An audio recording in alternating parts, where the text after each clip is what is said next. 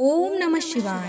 प्रिय शिव भक्तों, आज हम शिव पुराण रुद्र संहिता के तृतीय खंड के 7वें तथा 8वें अध्याय को सुनेंगे। तो चलिए हर हर महादेव बोलते हुए इस दिव्य यात्रा को शुरू करते हैं। श्री रुद्र संहिता के तृतीय खंड के 7वें अध्याय, जिसमें पार्वती जी के नामकरण का वर्णन दिया गया है। ब्रह्मा जी बोले, हे मुनिश्रेष्ठ नारद, मैना के सामने जब देवी जगदम्बिका ने शिशु रूप धारण किया तो वे सामान्य बच्ची की भांति रोने लगी। उनका रोना सुनकर सभी स्त्रियां और पुरुष जो उस समय वहां उपस्थित थे प्रसन्न हो गए।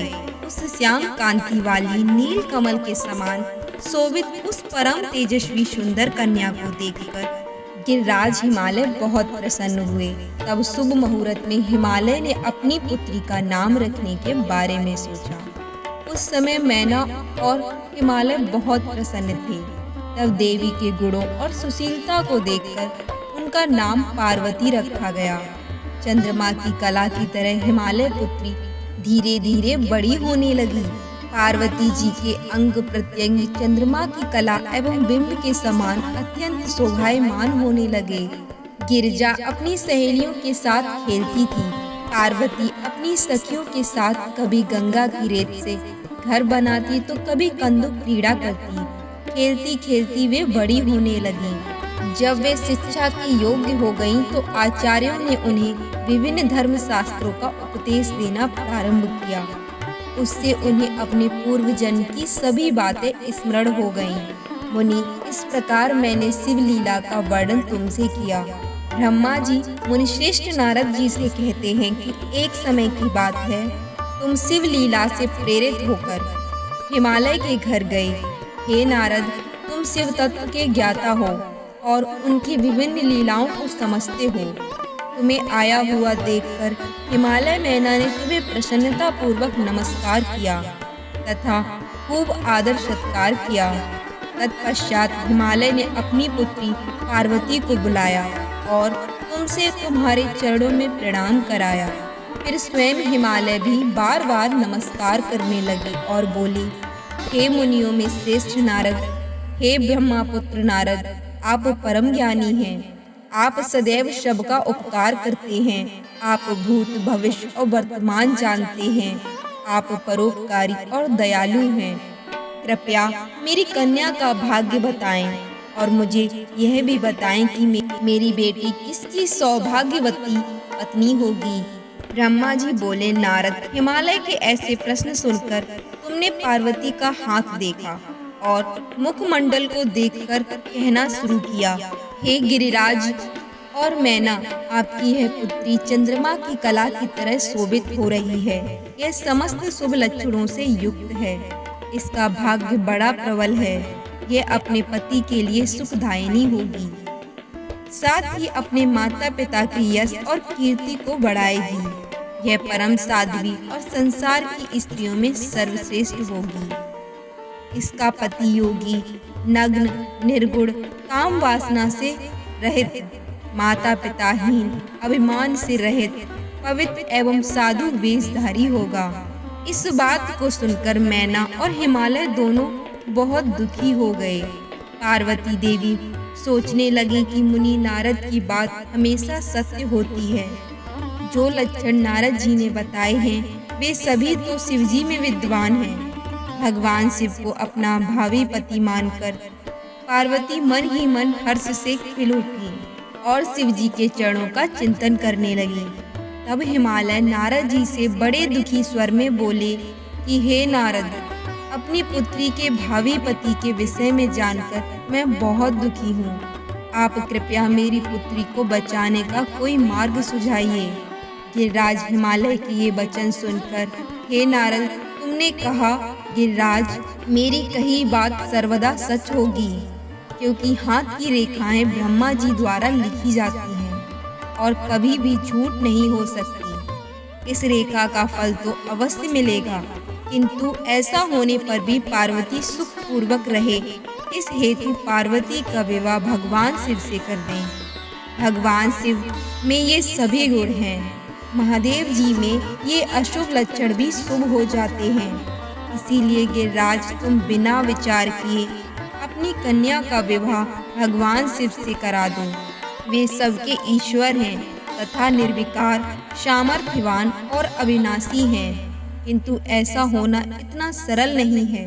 पार्वती शिव विवाह तभी संभव हो सकता है जब किसी तरह भगवान से प्रसन्न हो जाएं। भगवान शंकर को प्रसन्न करने और वश में करने का सबसे सरल और उत्तम साधन है यदि आपकी पुत्री भगवान शिव की अनन्य भक्ति भाव से तपस्या करे तो सब ठीक हो जाएगा। पार्वती भगवान शिव को पति के रूप में प्राप्त करेगी। वे सदैव भगवान शिव के अनुसार ही कार्य करेंगी, क्योंकि वे उत्तम व्रत का पालन करने वाली महासाध्वी हैं। वे अपने माता पिता के सुख को बढ़ाने वाली हैं। हे गिरिराज हिमालय, भगवान शिव और शिवा का प्रेम तो अलौकिक है। ऐसा प्रेम ना तो किसी का हुआ है और ना ही होगा। भगवान शिव इनके अलावा और किसी स्त्री को अपनी पत्नी नहीं बनाएंगे। हिमालय शिव शिवा को एकाकर होकर देवताओं की सिद्धि के लिए अनेक कार्य करने हैं। आपकी पुत्री को पत्नी रूप में प्राप्त करके भगवान अर्धनारीश्वर होंगे। आपकी पुत्री पार्वती भगवान शिव की तपस्या से उन्हें संतुष्ट कर उनकी अर्धांगिनी बन जाएगी। मुनि नारद, तुम्हारे इन वचनों को सुनकर हिमालय बोले, हे मुनि श्रेष्ठ नारद, भगवान शिव सभी प्रकार की इच्छाओं का त्याग करके अपने मन को संयम में रखकर नित्य तपस्या करते हैं। उनका ध्यान सदैव परब्रह्म में लगा रहता है।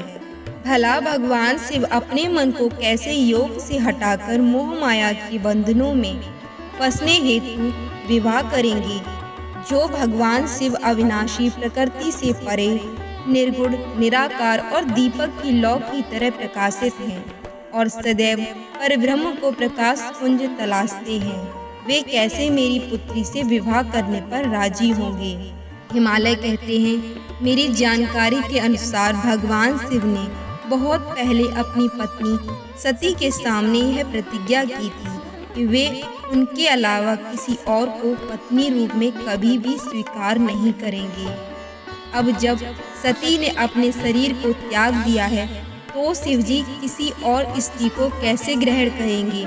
यह सुनकर नारद जी ने कहा, गिरिराज, आपको इसकी चिंता नहीं करनी चाहिए। तुम्हारी कन्या ही पूर्व जन्म में दक्ष की पुत्री सती थी और शिवजी की प्राण प्रिया थी। अपने पिता दक्ष द्वारा अपने पति का अनादर देखकर लज्जित होकर सती ने योगाग्नि में अपने को भस्म कर दिया था। अब वही देवी जगदम्बा जो पहले सती के रूप में अवतरित हुई थी, अब पार्वती के रूप में तुम्हारी पुत्री बनी है। इसीलिए तुम्हें पार्वती के विषय में चिंता करने की कोई आवश्यकता नहीं है। देवी पार्वती ही भगवान शिव की पत्नी होगी। ब्रह्मा जी कहते हैं नारद जी से, तुम्हारी बातें सुनकर गिरिराज हिमालय और उनकी पत्नी मैना व उनके पुत्रों को बहुत संतोष हुआ और उनके सभी संदेह और शंकाएं पूर्णतः दूर हो गए। पास ही बैठी पार्वती ने भी अपने पूर्व जन्म की कथा के विषय में सुना। भगवान शिव को अपना पति जानकर देवी पार्वती लज्जा से सिर झुकाकर बैठ गई। मैना और हिमालय ने उनके सिर पर हाथ फेरकर उन्हें अनेक आशीर्वाद दिए। तत्पश्चात पार्वती को तपस्या के विषय में बताकर नारद आप वहां से अंतर्ध्यान हो गए। आपके जाने के बाद मैना और हिमालय बहुत प्रसन्न हुए। हर हर महादेव। श्री रुद्र संहिता के 8वें अध्याय, जिसमें मैना और हिमालय की बातचीत का वर्णन है। ब्रह्मा जी बोले, हे नारद, तुम्हारे स्वर्गलोक जाने के पश्चात कुछ समय तक सब कुछ ऐसे ही चलता रहा। एक दिन मैना अपने पति हिमालय के पास गई और उन्हें प्रणाम कर उनसे कहने लगी, हे प्राणनाथ, उस दिन जब देवऋषि नारद हमारे यहाँ पधारे थे और पार्वती का हाथ देखकर उसके विषय में अनेक बातें बता गए थे, तब मैंने उनकी बातों पर ध्यान दिया था। अब पार्वती बड़ी हो रही हैं। मेरी आपसे विनम्र प्रार्थना है कि आप पार्वती के विवाह के लिए सुयोग्य व सुंदर वर की खोज शुरू कर दें, जिसके साथ हमारी पुत्री पार्वती सुख से अपना जीवन व्यतीत कर सके। वह शुभ लक्षणों वाला तथा कुलीन होना चाहिए, क्योंकि मुझे अपनी पुत्री अपने प्राणों से भी अधिक प्रिय है। मैं सिर्फ पुत्री का सुख चाहती हूँ। यह कहकर मैना की आंखों में आंसू आ गए और वे अपने पति के चरणों में गिर पड़ी। तत्पश्चात हिमालय ने पत्नी मैना को प्रेम पूर्वक उठाया और उन्हें समझाने लगे। वे बोले, हे देवी, तुम व्यर्थ की चिंता त्याग दो। मुनि नारद की बात कभी झूठ नहीं हो सकती। यदि तुम पार्वती को सुखी देखना चाहती हो तो उसे भगवान शिव की तपस्या के लिए प्रेरित करो। यदि शिव जी प्रसन्न हो गए तो वे स्वयं ही पार्वती का पाणी ग्रहण कर लेंगे। तब सब कुछ शुभ ही होगा। सभी अनिष्ट और अशुभ लक्षणों का नाश होगा। भगवान शंकर सदा मंगलकारी हैं।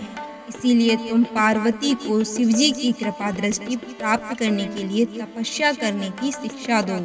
हिमालय की बात सुनकर मैना प्रसन्नता पूर्वक अपनी पुत्री पार्वती को तपस्या के लिए कहने उनके पास चली गई। हर हर महादेव।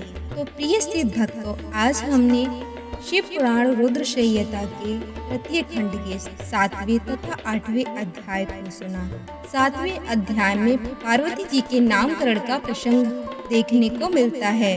पार्वती जी का यह प्रसंग हमें बताता है कि ईश्वर की लीलाएं केवल अद्भुत ही नहीं, अपितु अत्यंत सूक्ष्म और अर्थपूर्ण होती हैं। हिमालय और मैना की संतानों के प्रति चिंता, पार्वती के तपस्विनी स्वरूप में जन्म लेने की भविष्यवाणी और स्वयं नारद मुनि द्वारा पार्वती के नामकरण की यह घटना हमें यह बताती है कि दिव्यता भी पारिवारिक और मानवीय भावनाओं में रच बसकर कार्य करती है। यह अध्याय हमें यह भी बताता है कि जो आत्मा शिव से एकाकार होना चाहती है वह बचपन से ही विशिष्ट होती है और ईश्वर स्वयं उसके मार्ग को प्रशस्त करते हैं। पार्वती का यह नामकरण केवल एक नाम का चयन नहीं था, बल्कि उनके दिव्य उद्देश्य की पहली स्वीकृति थी। मैना और हिमालय की बातचीत के प्रसंग से हमें यह पता चलता है कि कैसे हिमालय ने मैना से पार्वती जी को तपस्या करने के लिए कहा। जैसे जैसे आगे के अध्यायों में पार्वती जी के तप, साधना और शिव से उनका दिव्य मिलन प्रकट होगा, वैसे वैसे यह स्पष्ट होता जाएगा कि ईश्वरीय प्रेम और साधना का यह पवित्र संगम ही संपूर्ण शिव पुराण का हृदय है। हर हर महादेव। जय भोलेनाथ।